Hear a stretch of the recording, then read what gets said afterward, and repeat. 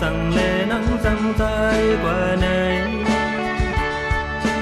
dài hết đi rằng lệ nắng răng dài dài hàng ra nà lệ đi ai bên hà cô hoa dài phăng nà lệ hà nong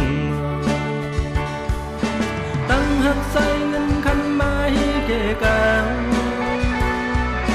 tiệt thì hơi nắng bỏ hắc này là tiệt thì hơi nắng vài bọc má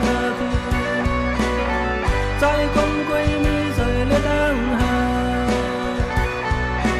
tiệt thì hơi nắng bỏ hắc này là khi khăn xuống mới qua dọn du hơi mới giờ cho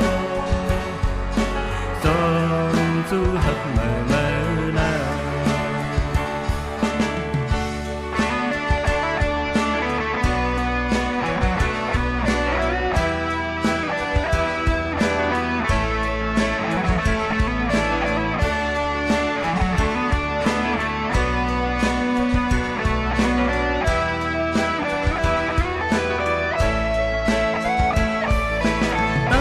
say ngân khăn mai kề càng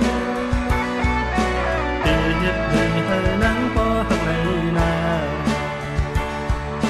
tiệt thì hơi nắng vài bọc má trái không quay mi rời lên đang hà tiệt thì hơi nắng bỏ hấp này là khi khăn xuống